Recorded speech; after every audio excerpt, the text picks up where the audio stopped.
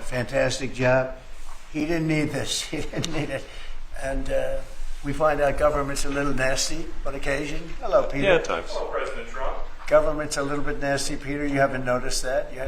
You've had a charmed life, right? You tell me. Very charmed. I think you've had a charmed life. I think what I'll do, if you don't mind, numbers have just come out which are rather extraordinary, and I thought I'd play a tape of one of the people who I've respected over the years, from Joe Kiernan and Rick Santelli. This just came out, and we'll just play that for a second.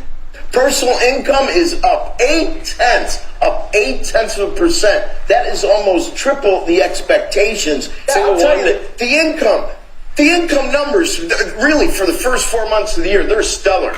They're really stellar. I mean, I could go back and look at the first 4 months of many different years. Really very strong numbers, and you're right. This administration is criticized for just about everything under the sun. I've never, ever in my lifetime had glimpses into the politics of an administration in the form of transparency like this one. Why don't we be, give credit where credit is due. Income really shooting up. Rick, I also thought everybody was going to get one last order of imports that were going to be tariffed, and they were loading up on things. How the hell they already fix the trade, or not fix it, but to cut it in half? That's crazy. So there wasn't a lot of front loading of things that they needed before the tariffs hit. Yeah, I'll tell you what, it really does call into question some of the conventional wisdoms. And, it's going to be interesting to see what happens next month when we get this number, or we see some of the other numbers like current accounts, see how they fared. Because I don't know, I've been watching these numbers a long time. I don't think I've ever seen the trade deficit cut in half in 1 month. Not bad. Woo. Right? Not bad. Come on, guys.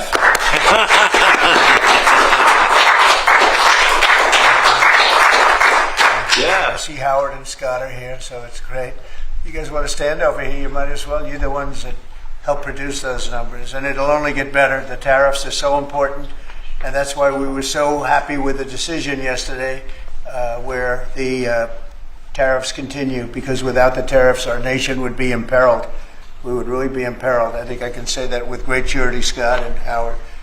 And so we were very happy to get that decision, that big decision yesterday.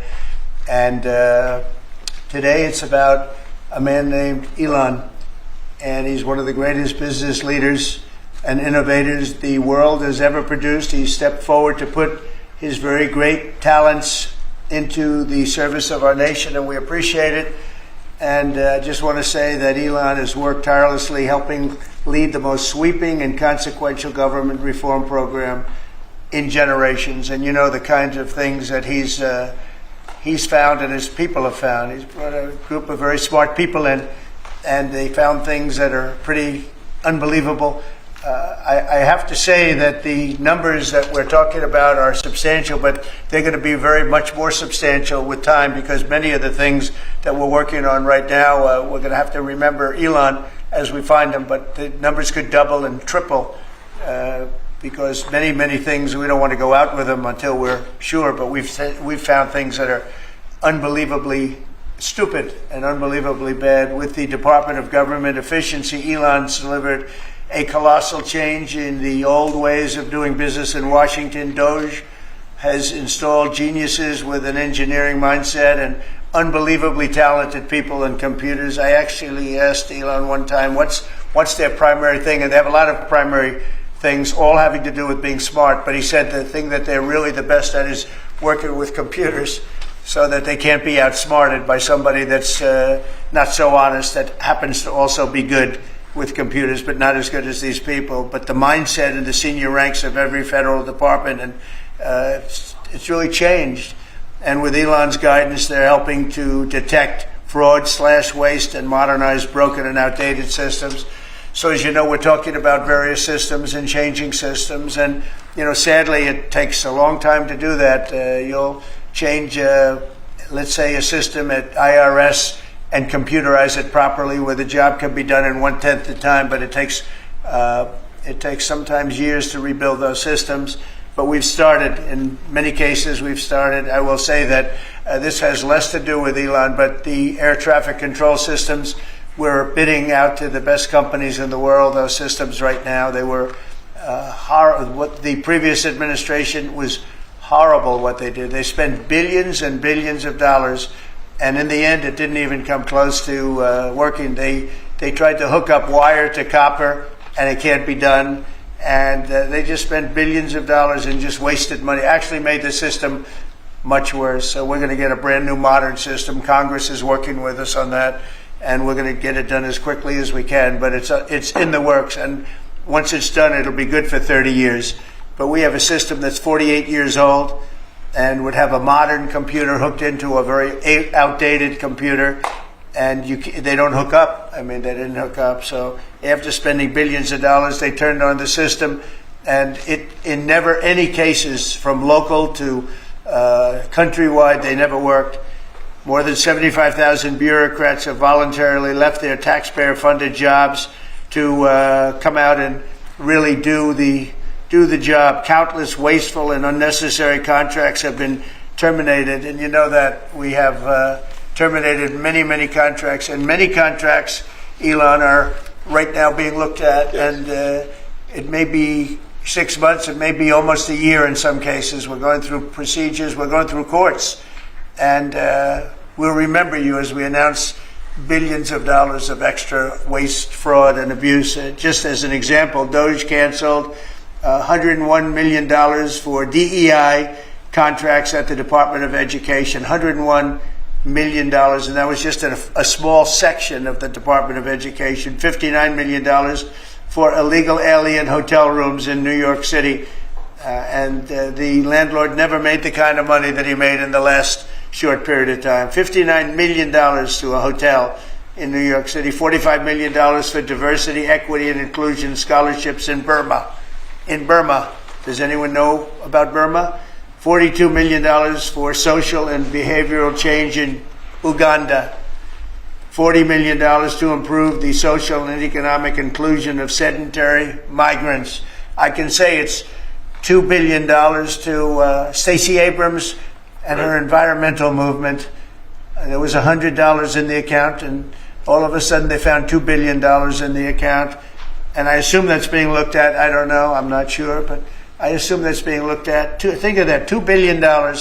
And then Lee will tell you there's another one over there for $20 billion being spent on another environmental credit. $20 billion, not 20 million, a lot, not 200,000, which is a lot.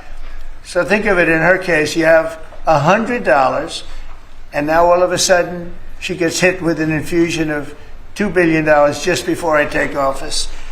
$20 million for Arab Sesame Street in the Middle East. Nobody knows what that's all about. Nobody's been able to find it. $8 million for making mice transgender. So they spent $8 million on making mice transgender. And those are better than many of the others. I could sit here all day and read things just like that, but we have other things to do. So it's much more than just that. We're totally committed to making the Doge cuts permanent and stopping much more of the waste in the months to come. We want to get our great big beautiful bill finished and done. After that, we put some of this into the bill, but most of it's going to come later. We're going to have it cauterized by Congress, affirmed by Congress.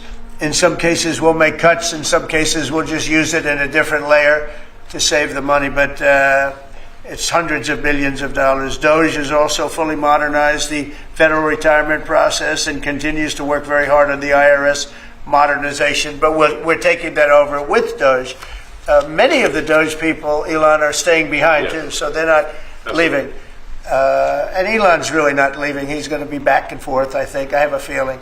It's his baby, and I think he's going to be doing a lot of things. But Elon's service to America has been without comparison in modern history. He's already running one of the most innovative car companies in the world. You look at his factories and compare them with some of the old factories we have, and it's a big difference. And the most successful space company, and I guess in history you would have to say the largest free speech platform on the internet, etc. Yet Elon willingly, with all of the success, he willingly accepted the outrageous abuse and slander and lies and attacks because he does love our country. I know that very much. He loves our country. He comes from another country, a country that's going through trials and tribulations, I would say. But he's all about the USA, and Americans owe him a great debt of gratitude. So I just want to thank Elon for his time as a special government employee. Can you imagine? They called him an employee, but it's a special government employee, and for coming and helping us, and he really has changed the mindset of a lot of people. A lot of people thought, maybe we'll cut 1% or 2% or 3%. Then they said, wow, we can cut a lot more than that. And we're going to do it very surgically. We're going to continue on the march. We're making America great again. When I was in Saudi Arabia, and we were in, as you know, 3 really great countries, predominantly the 3. Qatar was great, UAE was great, Saudi Arabia, incredible. Such an incredible experience to be in those 3 countries. But the Crown Prince of Saudi Arabia, and I must tell you, the great leaders of the other 2 that we just mentioned, they all said the same thing, that the United States is the hottest country right now anywhere in the world. And 6 months ago, we thought it was dead. It was like a dead country. And it would have been a dead country if we didn't have the right result on November 5th. It would have been a horrible, horrible situation was going on with the borders, with transgender for everyone, men playing in women's sports, and so much more. But they were saying the hottest country anywhere in the world. And then I played that little clip because I was one person who was respected, but there were 2 people, because Joe was in that one too. Joe's a good man. But that was one group of people saying something about the success of what we've done over the last 4 months. They cannot believe it. In the one case, they said they've never seen anything like it as long as they've been doing what they've been doing. They've been doing it for a long time. So I want to thank Elon for helping. And again, the United States right now is the hottest country anywhere in the world. There's no country as hot, and we're doing really well. We came, when I left, we had no wars, we had no problems, we defeated ISIS, we rebuilt our military, and we had no inflation. And when I came back, we had a lot of inflation, we had wars all over the place. We had the embarrassment in Afghanistan where we gave up billions and billions of dollars of military equipment, the most embarrassing moment in the history of our country, I believe. I believe that strongly. We have Russia with Ukraine. We had the attack in Israel in October, the horrible attack, October 7th. Horrible, horrible attack. Nobody's ever seen anything like it. And now we have something where we're really healing a lot of that. We stopped India and Pakistan from fighting. I believe that could have turned out into a nuclear disaster. And I want to thank the leaders of India, the leaders of Pakistan, and I want to thank my people also. We talked trade, and we said we can't trade with people that are shooting at each other and potentially using nuclear weapons. And they're great leaders in those countries, and they understood, and they agreed. And that all stopped, and we're stopping others from fighting also, because ultimately we can fight better than anybody. We have the greatest military in the world. We have the greatest leaders in the world. We put one of them in charge of the Joint Chiefs of Staff, as you know, General Raisin Kane. And we wiped out ISIS, completely wiped out ISIS in 3 weeks. They said it would take 5 years, and we did it in 3 weeks. And that's the way it is, but we don't want to have to use our military. We want to be peace through strength when we can, and that's the way we're going to have it. So I just want to thank Elon and all of his people. Most of those people are staying, almost all of them are staying, and they're going to be with us. And you're going to see the results coming long into the future. Even a year and 2 years later, you're going to see a lot of the results, and those hundreds of billions of dollars are going to be adding up, and they're going to continue to add. It'll be interesting, really interesting to see what the final number is going to be. But again, Elon gave an incredible service. Nobody like him, and he had to go through the slings and the arrows, which is a shame because he's an incredible patriot. The good news is that 90% of the country knows that, and they appreciate it, and they really appreciate what he did. And I gave him a little special something we have here. Thank you. A very special that I give to very special people. I have given it to some, but it goes to very special people, and I thought I'd give it to Elon as a presentation from our country. Thank you. Thank you, Elon. Thank you. Take care of yourself. Thank you. You received a lot. The luck on this is amazing. That's right. Large luck. Well, let me say perhaps a few words that this is not the end of Doge, but really the beginning. My time as a special government employee necessarily had to end. It was a limited time thing. It's 134 days, I believe, which ends in a few days. So that it comes with a time limit. But the Doge team will only grow stronger over time. The Doge influence will only grow stronger. I'd liken it to sort of Buddhism. It's like a way of life. So it is permeating throughout the government, and I'm confident that over time we will see $1 trillion of savings and a reduction in $1 trillion of waste and fraud reduction. The calculations of the Doge team thus far, in terms of an FY25 to FY26 delta, are over 160 billion, and that's climbing. We expect that number will probably go over 200 billion soon. So I think the Doge team is doing an incredible job. They're going to continue doing an incredible job, and I'll continue to be visiting here and be a friend and advisor to the president. And I look forward to times being back in this amazing room. By the way, isn't this incredible? Look at this incredible. It's stunning. I think the way that the Oval Office, how the president has just completely redone the Oval Office. It's beautiful. I love the gold on the ceiling. Thank you. It's pretty nice. Yeah. It's been there a long time. That was plaster. Nobody ever really saw it. They didn't know the eagle was up there. And we highlighted. Essentially it's a landmark, a great landmark, and that's 24 karat gold, and everybody loved it. And now they all see it when they come in. So it's been good. The Oval Office finally has the majesty that it deserves, thanks to the president. So I look forward to continuing to be a friend and advisor to the president, continuing to support the Doge team, and we are relentlessly pursuing $8 trillion in waste and fraud reductions, which will benefit the American taxpayer. That's it, really. Thank you, Mr. President. Thank you. Right. Great job. Thank Thank you, President Trump. The president mentioned that you had to deal with all the slings and arrows during your time at Doge. There's this. Well, some of the people, some of the media organizations in this room were the slingers. Well, so there is a New York Times report today that accuses you of blurring the line between. It's the New York Times. Is that the same publication that got a Pulitzer Prize for false reporting on the Russiagate? Is it the same organization? I think it is. I think the judge just ruled against the New York Times for their lies about the Russiagate hoax, and that they might have to give back that Pulitzer Prize. That New York Times. Let's move on. Okay. Next question. I got one. President Trump, 5 aides who used to work here are in talks with Republicans in Congress to go and testify about what they did or didn't do to possibly conceal President Biden's decline.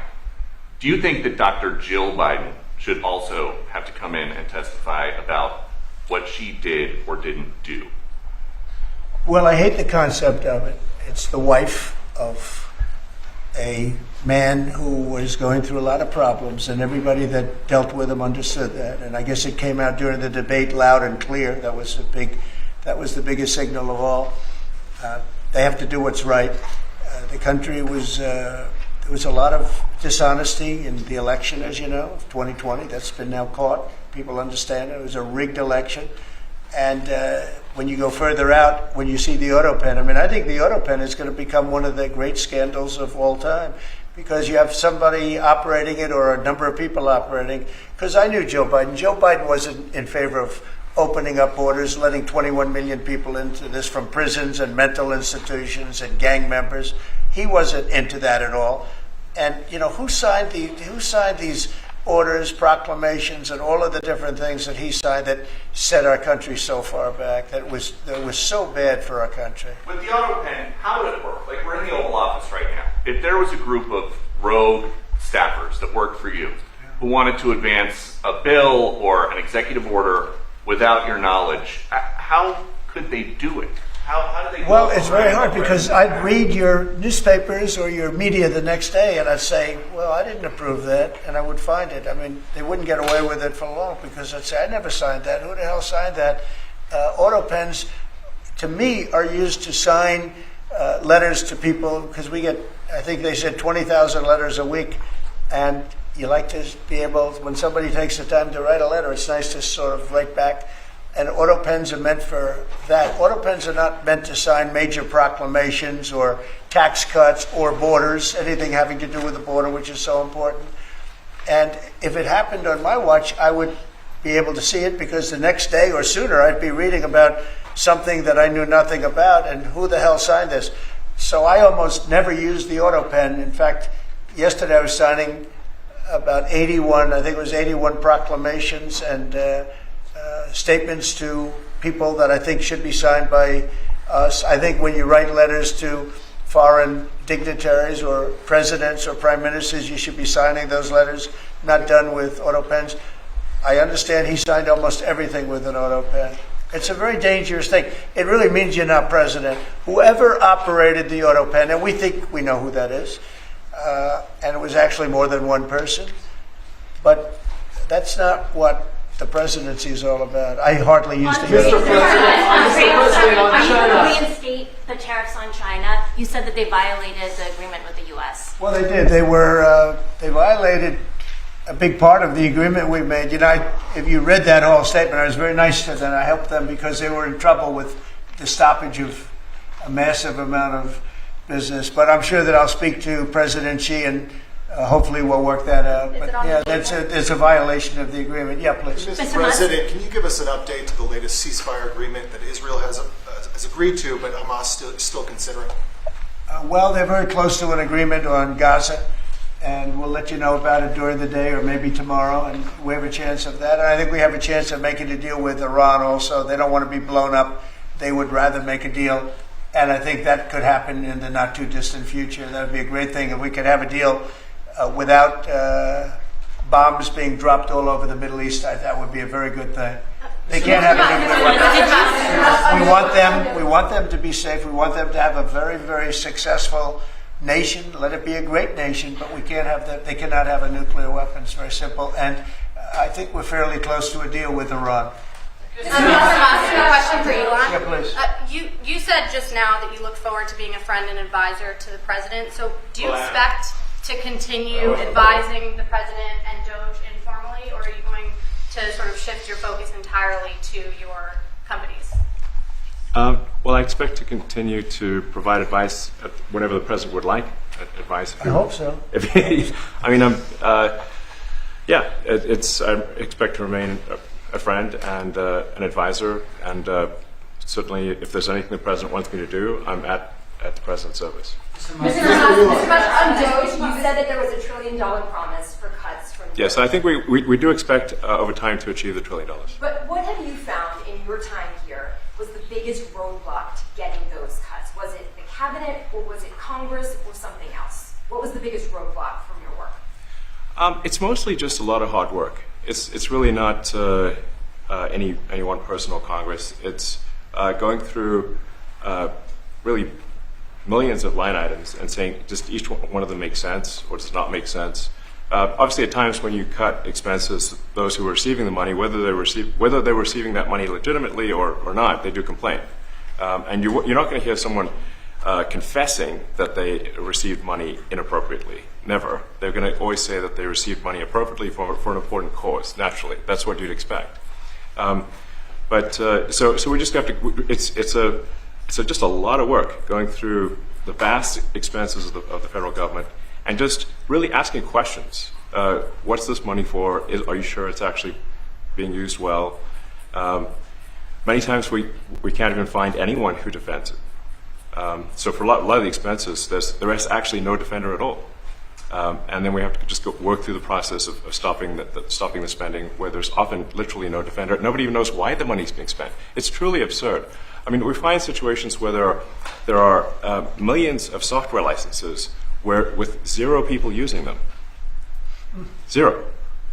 Exactly. This is the quizzical expression. You're like, surely, if there's millions of software licenses, someone should be using them. No, and then we've got to go through the process of saying, okay, look, if no one's using the software, we need to terminate this software license agreement. That's everywhere in the government, by the way. Mr. Musk, what do you think would be easier, colonizing Mars or making the government efficient? It's a tough call, but I think colonizing Mars and making life multiplanetary is harder. And as I said, we do expect to achieve over time the $1 trillion of savings. We can't do it in like a few months, but if you say by the official end of Doge, which the president may choose to extend, is the middle of next year.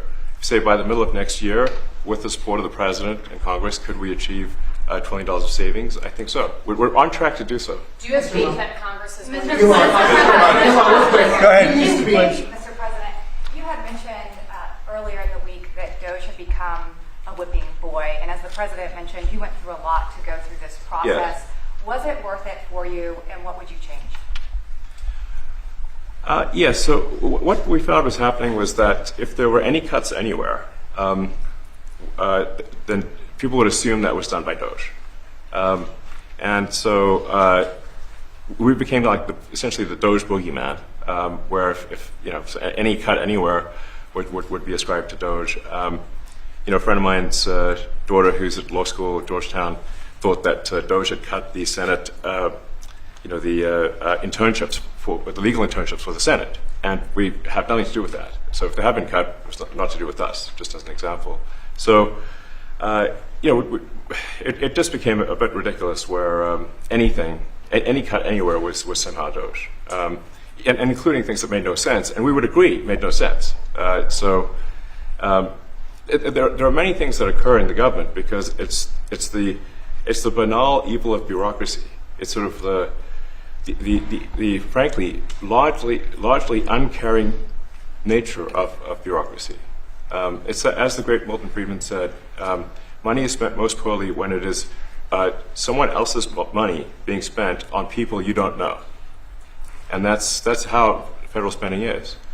And then you can't really even blame the individuals because the way the government works is complaint minimization. So when you do when someone within the government tries to stop money being spent, there's usually someone that complains.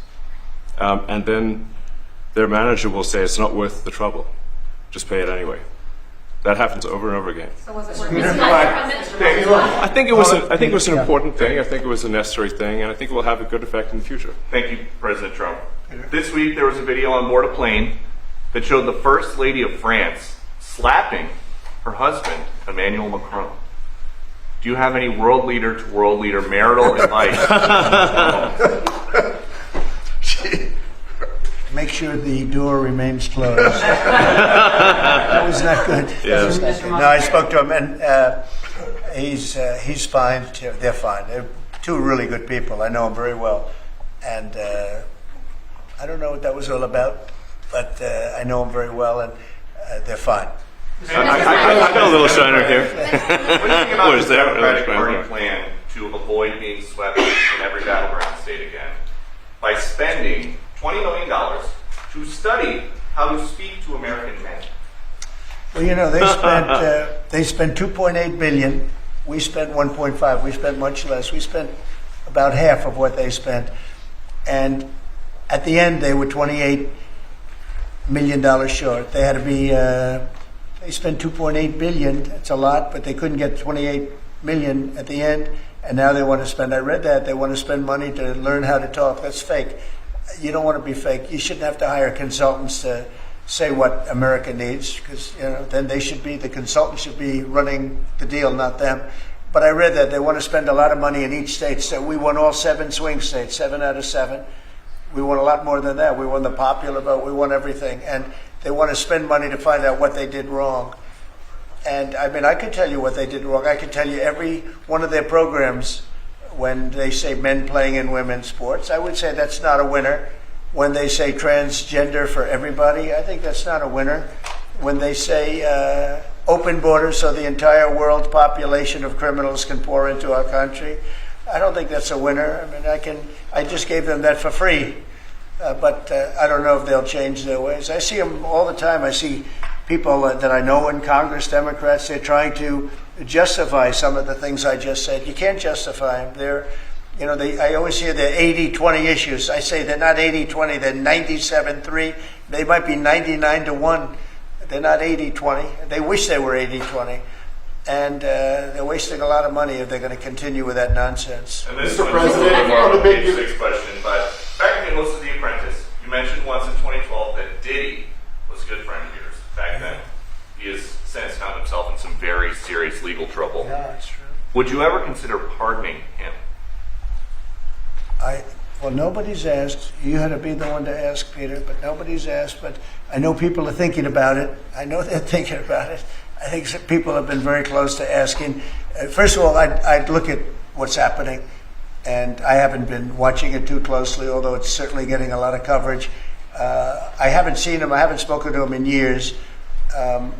He used to really like me a lot, but I think when I ran for politics, that relationship busted up. From what I read, I don't know. He didn't tell me that, but I'd read some little bit nasty statements in the paper all of a sudden. It's different. You become a much different person when you run for politics and you do what's right. I could do other things, and I'm sure he'd like me, and I'm sure other people would like me, but it wouldn't be as good for our country. As we said, our country's doing really well because of what we're doing. So it's not a popularity contest. So, I don't know. I would certainly look at the facts. If I think somebody was mistreated, whether they like me or don't like me, it wouldn't have any impact on me. Mr. President, on the big beautiful bill, would you like to see the Senate build in some support for your tariffs on the big beautiful bill, or should that be a standalone bill? I have great support on the tariffs. I was so honored that we got that ridiculous stay lifted, because that would have taken away presidential power. It would have taken away everything that was granted by the founders. It would have been a terrible thing. And it would have, most importantly, left us vulnerable. We have a lot of countries that use tariffs on us and use them viciously. And if we didn't have the power to use tariffs on them, and instantly, not when you go back to Congress and try and get hundreds of people to agree on something, that would take months to get just one simple proclamation. If we didn't have the power to counteract their powers, you wouldn't have a country left. We have to act fast. We have to be fast and nimble, as they say. And that was a really great moment, I think, yesterday when that stay was lifted. And hopefully now we'll go to court and just win that battle. Because if we don't have the power to do what they're doing to us, we are going to be a great nation no longer. Elon Musk was once idolized by folks on the left in this country before joining your administration. Now he's considered a hero by conservatives. Why do you think this man, what he's done in American life, has been so politicized? Well, his life has been amazing. I look at so many different things. I look at that rocket being, guided back into position. I've never seen that before. I thought it was a space movie. I thought it was a movie. You look at what he's done in terms of communication. It's been unbelievable. So many different, even tunnels going underground, not having to go through all the process of going, he's got a company that does that. He's got so many different companies. Starlink, as an example, he saved a lot of lives, probably hundreds of lives in North Carolina. I don't even know if you remember, but I called you. They needed Starlink in North Carolina, and I didn't know what the hell Starlink was. I said, what is it? Who owns it? He said, do you know Elon Musk? I said, yeah, I happen to know the gentleman. This was before his government stay. And they said, we really need it, because North Carolina became an island. There was, people had no communication. They had no access to anything, and they were dying. And I called up Elon, and you can't get it because it's so successful. It's very hard to get. And he had so much of it brought over there, and they told me it was unbelievable. It saved a lot of lives. So, he's just done a lot of things. I don't think he gets credit for what he's done.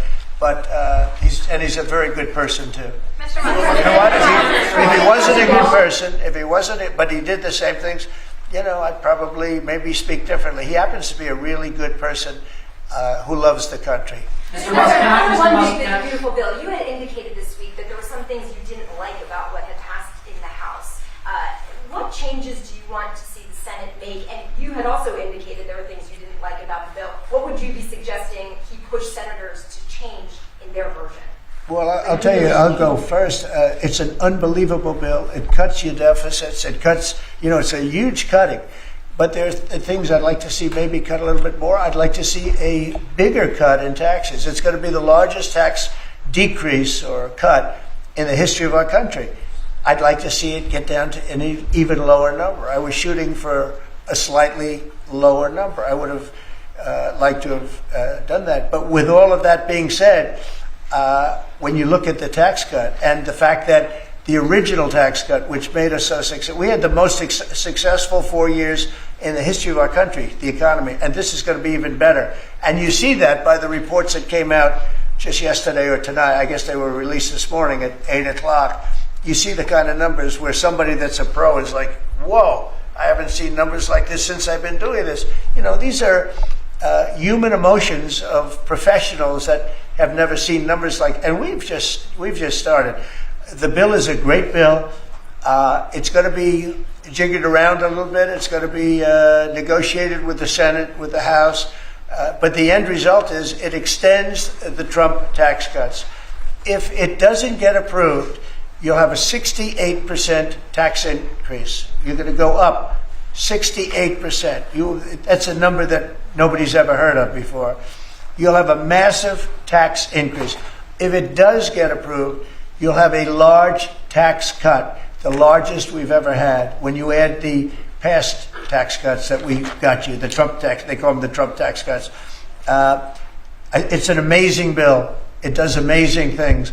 With all of that, it's going to be adjusted a little bit over the next coming weeks, and I think it's going to be passed. The Republicans want to pass it. With all of the great things it does, including an extension of debt, it's the extension. We have to extend the debt. If we don't extend debt, we're in default. Now, the Democrats might like our country to be in default, but in 250 years, we've never been in default. That was handed to them by a very well-meaning man that gave it to them because he thought it was the right thing to do. It could have been their problem before the election, but this man thought it was the right thing to do, and he was well-meaning. I don't hold anything against him for that, but that was put on our plate when it should have been on the Democrats. September 28th, a famous date. It should have been taken care of by the Democrats, but this person, a man of power, gave it to us so that in June that comes due. Well, we have to take care of that because if we don't take care of it, we have a country in default, and we don't ever want to have a country in default. I'll tell you, a certain senator, Elizabeth Warren, said that she would never, ever allow a default on our debt. She would never let it happen, and she would like to get rid of the debt ceiling, what's called the debt ceiling. I call it the debt extension because we really need an extension. That she'd like to see that gotten rid of, and there are many people that agree. Many Democrats agree with that, but we gave that through, and I don't want to say an error. He did it well-meaning. They gave that to us. It was a Democrat problem just before the election. Would have had a huge impact on the election. And to our benefit, we won anyway, but to our benefit, but felt that really for the good of the country, we should extend that. But Elizabeth Warren and various other people would like to see that, her whole career she wanted to see it terminated, gotten rid of, not being voted on every 5 years or 10 years. And the reason was because it's so catastrophic for our country. And I always agreed with her. That was one thing I agreed with her on. Now, I haven't spoken to her, but I would say that if you asked her that question now, she'd say, no, it's their problem. But it's a very unfortunate situation. It's a very unfair situation. And she happened to be right on that. It should be gotten rid of, or it should simply be extended. But that's one of the things that gets taken care of in this bill. That automatically gets extended for a 4-year period. And it should be. But I agree with Elizabeth Warren on that. I think you should get rid of it. It's too catastrophic. Mr. Musk, Yeah, please, go ahead. do you want to see, Mr. Musk, to the bill? And to international students, I guess you're welcome to study in the United States. And one question for Mr. Musk. To students, well, we want to have great students here. We just don't want students that are causing trouble. We want to have students. I want to have foreign students. I think Harvard, it's close to 31%. That's a lot. Our country's given $5 billion plus to Harvard over a short period of time. Nobody knew that. We found that out I wouldn't say that was a Doge thing, but we found that out over a period of time. That was sort of a Trump thing. We ended up in litigation for other reasons because they're very anti-Semitic. And in finding out and in going through the books, we found out that the country gave them $5 billion plus, much more than that actually.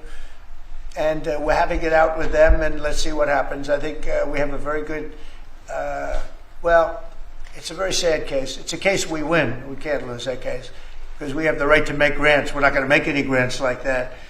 But I don't think Harvard's been acting very nicely. I think Columbia wants to get to the bottom of the problem. They've acted very well. And there are other institutions, too, that are acting, but Harvard's trying to be a big shot. And all that happens is every 3 days we find another $100 million that was given. 2 days ago we found $200 million more. The money's given to them like gravy. I'd like to see the money go to trade schools, where people learn how to fix motors and engines, where people learn how to build rocket ships. Because, you know, somebody has to build those rocket ships. Yeah. And I'd like to see trade schools set up, because you could take $5 billion plus hundreds of billions more, which is what's spent. Absolutely. And you could have the greatest trade school system anywhere in the world. And that's what we need to build his rockets and robots and things that he's doing, and to build lots of other things. And, you know, I went to school with people. In some cases, they weren't good students, but they could fix the engine of a car better than anybody I've ever seen. They could take it apart blindfolded. They had an ability at that. And they did very well. They made a lot of money. You know, it's a very skilled job. It's great. But I'd like to see a lot of money going into trade schools. I've always felt that. And we probably found our pot of gold, and that's what's been wasted at places like Harvard. And the money's been wasted. Yeah, please. Yeah. Well, I wanted to ask quickly, Mr. Musk, is your eye okay? What happened to your eye? I noticed there was a bruise there. Well, it wasn't. I wasn't anywhere near France, so. But no, I didn't notice joke about the First Lady of France. getting slapped. You know. I didn't notice. Yeah, no, I was just horsing around with Lil X, and I said, "Go ahead, punch me in the face," and he did. Turns out, even a 5-year-old punching you in the face actually does. That was X that did that? Yeah, X could do it. If you knew X, I was with his mom right now. But I didn't really feel much at the time, and then I guess it bruises up.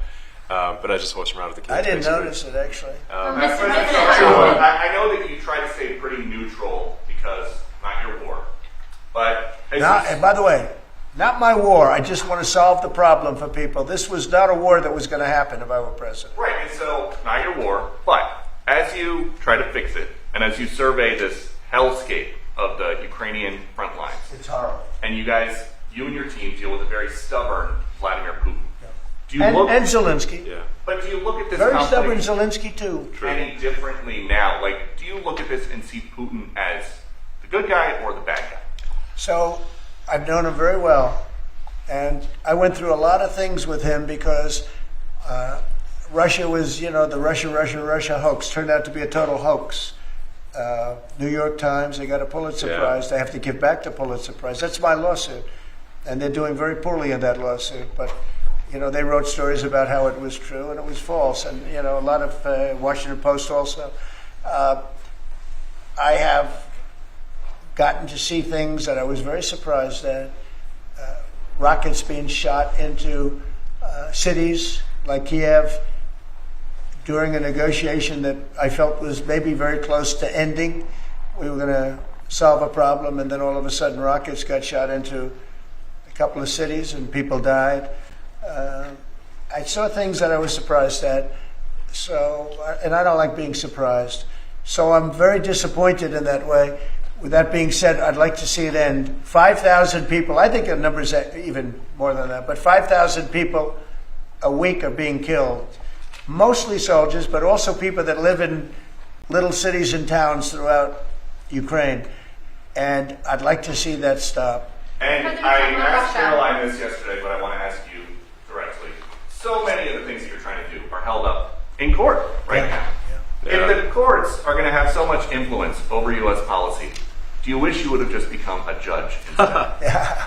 Yeah, well, look, it wasn't meant to be that way. If you look at the founders, the president had certain powers, and you have your three groups, and they all had supposed to be pretty equal powers. But you can't have a judge in Boston running foreign policy in places all over the country because he's got a liberal bent or he's a radical left person. That's what the executive branch is for. And you have checks and balances. But we had millions of people pour into our country, many, many criminals poured into our country, murderers, mental institutions from all over the world being emptied out into our country. And if we don't get them out and get them out quickly, could lose your country very easily. This is a bad, that anybody would allow this to happen to our country. You know, with all of the things, we took over inflation, we took over some wars, we took over a lot of problems that didn't exist when I was president. None of it existed. We wiped out ISIS. Other than that, we had no wars. Putin was never going to hit Ukraine. Israel would have never been attacked. That attack, as you know, Iran had no money. They didn't have money for Hamas. They didn't have money for Hezbollah. They had no money whatsoever. That wasn't going to happen. All of these things that happened weren't going to happen. You wouldn't have had inflation. So it's very sad when I came back. But the thing that is the hardest is that they allowed 21 million people into our country, and many of those people are stone-cold criminals. They moved their criminal population into the United States, and of all the things that, you know, are bad, I solved inflation, I believe, already. I got the fuel prices down. The fuel prices came down. That's one of the reasons. They screwed up the energy. They screwed up the cost of gasoline and oil and gas. And you had tremendous inflation, the greatest inflation probably in the history of our country under Biden.